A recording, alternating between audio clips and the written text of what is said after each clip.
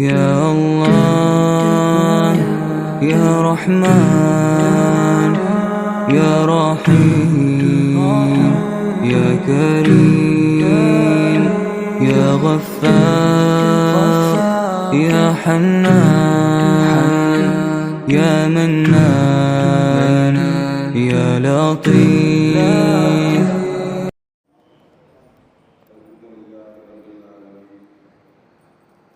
اللهم صل على سيدنا ونبينا ومولانا محمد وعلى آله وأصحابه أجمعين. அல்லாஹ்வுடைய மகத்தான கிருபையினால் நேற்றைய தினம் இதயத்தில் ஏற்படுகிற இறுக்கம், கசாவத் என்கிற குணம், அந்த இதயம் இறுகி போகும்போது அதில் பல சிக்கல்களும் இடையூறுகளும் மனிதனுக்கு உண்டாகும். அந்த இறுக்கம் இதயத்தில் ஏற்படாமல் இருக்க நாம் என்ன செய்ய வேண்டும்? எல்லாவற்றிற்கும் தீர்வு சொன்ன பெருமானார் ஸல்லல்லாஹு அலைஹி வஸல்லம் இந்த இதயத்தில் ஏற்படுகிற வெறுப்புணர்வும் இறுக்கமும் பிடிவாதமும் பார்த்துக்கலாம். நம்ம ஆளு தானே, இப்படியான ஒரு அசால்ட்டான குணத்தை இதயத்துக்கு உள்ளால ஷைத்தான் கொண்டு வந்து அந்த மனுஷனை அப்படியே அல்லாஹுவை விட்டு கொஞ்சம் கொஞ்சமாக சருக செய்யக்கூடிய ஒரு நிலை ஏற்படும் இல்லையா? அதில் இருந்து நம்முடைய குழந்தைகளை, இளைஞர்களை, நம்மை நாம் பாதுகாப்பதற்கு என்ன செய்ய வேண்டும்? இமாம் ஹஸ்ஸாலி ரஹ்மத்துல்லாஹி அலைஹி சொல்கிறார்கள், முதல்ல உபதேசத்தை விட உயர்ந்த காரியம் இந்த உலகத்தில் எதுவுமே இல்லை. ஒருவர் உபதேசம் செய்கிற போது, அல்லாஹ்வினுடைய நல்லடியார் ஒருவருடைய தர்பாரில் நாம் இருக்கும்போது அவர்கள் பேசுகிற எல்லா வார்த்தைகளையும் கவனித்து வருகிற போது அதில் ஒரு வார்த்தை நிச்சயம் இதயத்தில் மாற்றத்தை உண்டாக்கும். இப்போ நம்ம தமிழில் சொல்லுவாங்க இல்லையா, ஒரு வார்த்தை வெல்லும், ஒரு வார்த்தை கொல்லும். அந்த வெல்லுகிற வார்த்தை அவருடைய வாயிலிருந்து வருகிற போது அந்த வார்த்தை நம்முடைய மனதிற்குள் ஒரு மாற்றத்தை உண்டாக்கிவிடும்.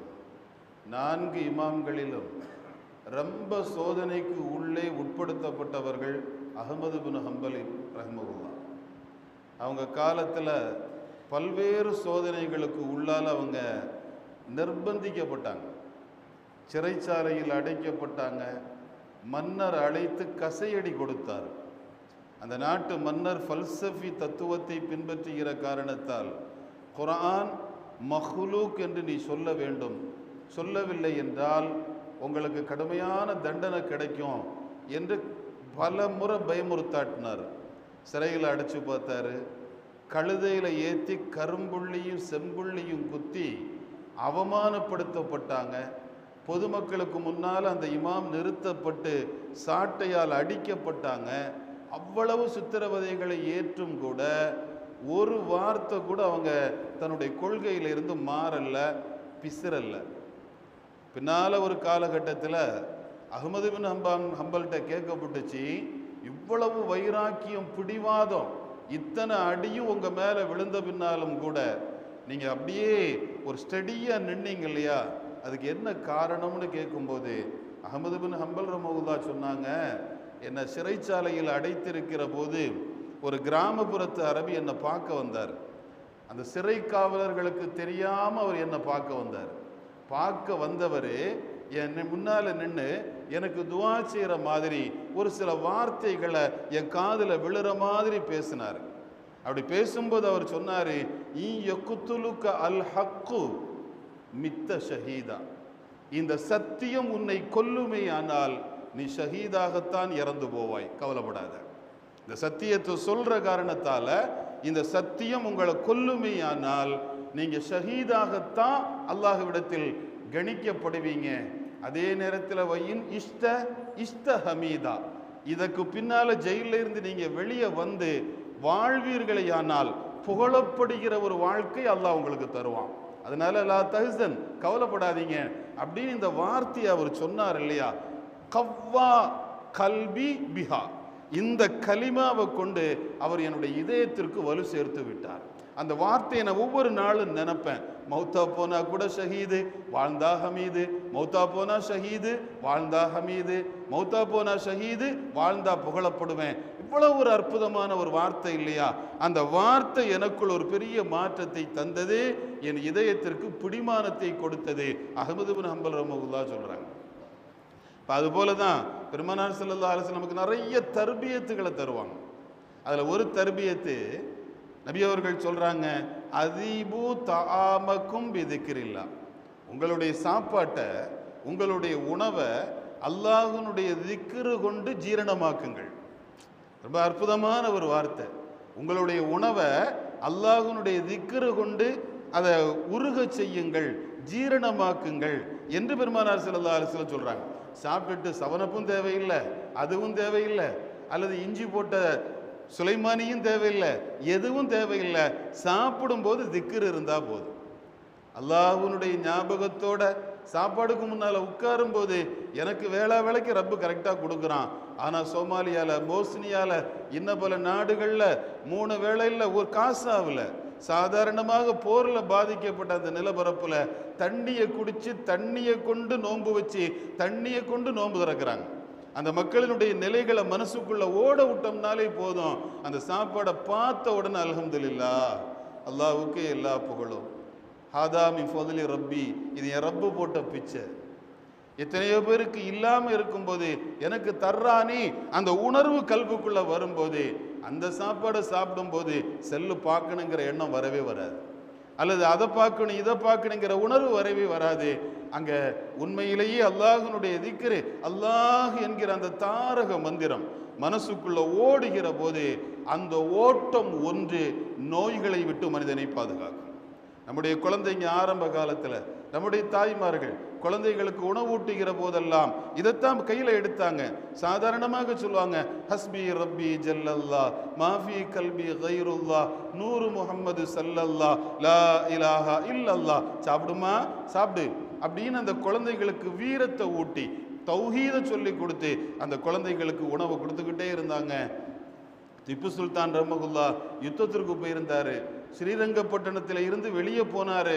அவங்களுடைய உம்மா ஃபாத்திமாட்ட ஒருத்தர் வந்து சொன்னாரு, உங்க மகன் தோற்று போரில் புறமுதுகு காட்டி ஓடுறாரு, போர்க்களத்தில் தோற்று ஓடுறாரு, அவர் சீக்கிரமா அங்க வருவாருன்னு சொன்ன உடனே உம்மா ஃபாத்திமா சொன்னாங்க, ஒரு காலமும் நடக்காது, என் பிள்ளை போர்க்களத்தில் ஷஹீதா மௌத்தா போனாலும் போவானே தவிர ஒரு காலமும் தோற்று ஓட மாட்டான். அப்படி ஒரு நிலை என் பிள்ளைக்கு அல்லாஹ் கொடுக்கவும் மாட்டான்னாங்க. உம்மாட்ட கேட்டாங்க, அது எப்படி நீ இவ்வளவு தைரியமா சொல்ற, அழுத்தமா சொல்றியன்னு கேட்கும்போது உம்மா ஃபாத்திமா சொன்னாங்க, நான் என்னுடைய சொந்த கையில குர்ஆனை எழுதி அதை விற்று அதில் கிடைக்கிற வருமானத்தை வச்சு தான் நான் பால் ஊட்டும் போது, என் பிள்ளைக்கு பால் ஊட்டும் போது அரசு பணத்தை கொண்டு சாப்பிட்டு பால் ஊட்டல, என்னுடைய சொந்த வருமானத்தை கொண்டு அந்த வருமானத்தில் இருந்து கிடைச்ச பொருளை தின்னு அது பாலா வெளியே வரும்போது என் பிள்ளைக்கு நான் கொடுத்தேன். அது மட்டும் இல்லை, என் பிள்ளைக்கு பாலூட்ட நினைக்கும் போதெல்லாம் ஒதுவெடுத்து பிள்ளைய மடியில் படுக்க வச்சு பிஸ்மில்லான்னு சொல்லாம நான் பால் கொடுத்ததும் இல்லை. அவ்வளவு ஒரு அழுத்தம் எனக்குள்ள இருந்தது. அவ்வளவு நேரம் பிஸ்மில்லான்னு சொல்லி பால் கொடுக்கப்பட்ட அந்த திப்பு சுல்தான்ங்கிற என் மகன் ஒரு காலமும் போர்ல தோத்து ஓட மாட்டான், புறமுதுகு காட்டி ஓட மாட்டான், அவன் வெற்றியோட தான் திரும்புவான்னு உம்மா சொன்னாங்க. புள்ள அதே மாதிரி வந்து நின்னாரு. அவன் பிஸ்மில்லா கொண்டு கொடுக்கப்பட்ட பால் கொடுக்கப்பட்ட பிள்ளைகள் ஒரு காலகட்டத்திலையும் தோற்று போகாது. ஆனால் நடைமுறை என்ன ஆயிடுச்சு, என் பிள்ளை சாப்பிட்றது இல்லை, அதனால யூடியூப் எடு, கரடி மாமா பாட்டை போடு, கரடி மாமா பாட்டை பார்த்தா தான் என் பிள்ளை சாப்பிடுது.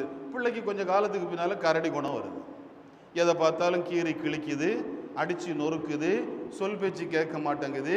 காரணம் என்ன, அது வயிற்றுல சோறு போகும்போது கரடி மாமா பாட்டோட போச்சுது, அது பிற்காலத்தில் வெளியே வரும்போது கரடி குணத்தோட வெளியே வருது. அப்போ இதுதான் இன்னைக்கு நிலவரம்.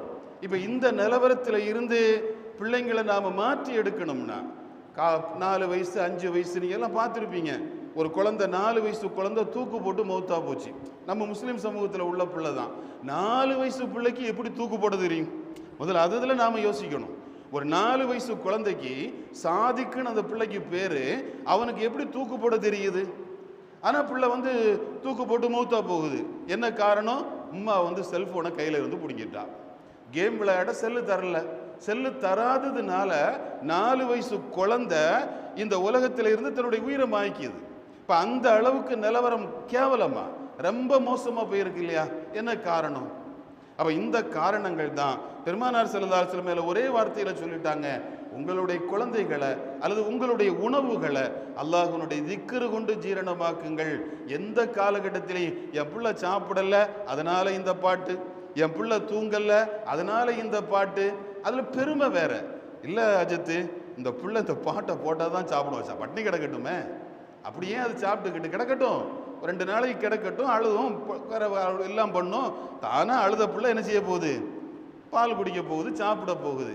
அப்போ நாம் நம்முடைய வாழ்க்கையில் நாம் சில ஒரு வேலையில் நாம் செல் பார்க்கணும், அல்லது நாம் சீரியல் பார்க்கணும், அல்லது நாம் யார்ட்டையாவது சந்தோஷமாக பேசணும். பிள்ளைய என்ன சமாதானப்படுத்தணும்? செல்ல கையில் கொடுத்துட வேண்டியது. கொடுத்துட்டா அது பாட்டுக்கு உட்காந்துரும். அது பாட்டுக்கு உட்காந்துட்டா நமக்கு டார்ச்சர் இல்லை. நாம் ஒழுங்காக கவனமாக ஒரு மன சிந்தனையோடு அந்த செல்லையும் சீரியலையும் பார்க்கணும்னா, பிள்ளை நமக்கு இடையூறு பண்ணாமல் இருக்கணும்னா பிள்ளை கையில் என்ன கொடுத்துட வேண்டியது? செல்லை கொடுத்துட வேண்டியது. இப்படியே கொடுத்து கொடுத்து பிள்ளை அடிக்ட் ஆகி அது ஒரு காலகட்டத்தில் எதிராக நிற்கும் போது தான், அதனுடைய ஈமான் கேள்விக்குறியாக மாறும் போது தான் இன்னைக்கு நடக்கக்கூடிய ஒவ்வொரு சூழ்நிலைகளையும் நீங்கள் பார்த்தா தெரியும். இன்னைக்கு நீங்கள் படிச்சிருக்கலாம், கள்ளக்குறிச்சியில் சங்கராபுரம் தாலுக்கால ஒரு 80 வயசு இஸ்லாமிய பெண்ணினுடைய சொத்தை அவ இறந்துட்டான்னு சொல்லி டெத் சர்டிபிகேட் எடுத்து ஒருத்தன் தான் மேல மாத்திக்கிட்டான். அந்த பொம்பளை ஹயாத்தோடு இருக்கிறான். அந்த பொம்பளையினுடைய நிலத்தை அவ இறந்துட்டான்னு சொல்லி டெத் சர்டிபிகேட் எடுத்து அந்த நிலத்தை ஏறத்தால் 2.33 ஏக்கர் நிலம், அந்த நிலத்தை தான் பேர்ல மாத்திக்கிட்டான். இது தெரிஞ்ச உடனே அந்த பொம்பளை கழுத்தில் பூமாலை போட்டு மையத்து மாறி தாசில்தார் ஆஃபீஸுக்கு முன்னால் போய் சத்தியாகிரக போராட்டத்தில் உட்கார்ந்துருக்கு. என்ன நான் ஹயாத்தோடு இருக்கிறேன், என்ன மௌத்தாக்கிட்டான். இந்த கோல்மால்லாம் இந்த குருமால்கள்லாம் எங்கே இருந்து மனுஷனுக்கு கிடைக்கிது? எல்லாம் இதில் இருந்து தான் கிடைக்கிது. அதனால தான் பெருமானார் ஸல்லல்லாஹு அலைஹி வஸல்லம் சொன்னாங்க, உங்களுடைய வாழ்க்கை அல்லாஹுவோட அல்லாஹுனுடைய திக்ரோட இணைய பெற்ற வாழ்க்கையாக இருந்தால் இதய கலக்கமில்லாத ஒரு நிலை உங்களுக்கு நசீபாகும். எல்லாம் வல்ல ரப்புல் ஆலமீன் அதை நமக்கு நசீபாக்குவானாக. வாஹிரு தஅவானா அல்ஹம்துலில்லாஹி ரப்பில் ஆலமீன். சுப்ஹானல்லாஹி வ பிஹம்திஹி சுப்ஹானக அல்லாஹும்ம வ பிஹம்திக அஷ்ஹது அன் லா இலாஹ இல்லா அன்த அஸ்தக்ஃபிருக வ அத்தூபு இலைக். சுப்ஹான ரப்பிக ரப்பில் இஸ்ஸத்தி அம்மா யசிஃபூன் வ ஸலாமுன் அல் முர்ஸலீன் வல்ஹம்துலில்லாஹி ரப்பில் ஆலமீன். பிஹக்கி ஸல்லல்லாஹு அலா முஹம்மத் ஸல்லல்லாஹு அலைஹி வஸல்லம். ஸல்லல்லாஹு அலா முஹம்மத் ஸல்லல்லாஹு அலைஹி வஸல்லம். ஸல்லல்லாஹு அலா முஹம்மத் ஸல்லல்லாஹு அலைஹி வஸல்லம். அல்லாஹும்ம ஸல்லி அலா முஹம்மத் வ ஆலி அஹ்லில் பைத் வஸல்லிம் وصل على جميع الأنبياء والمرسلين والحمد لله رب العالمين. السلام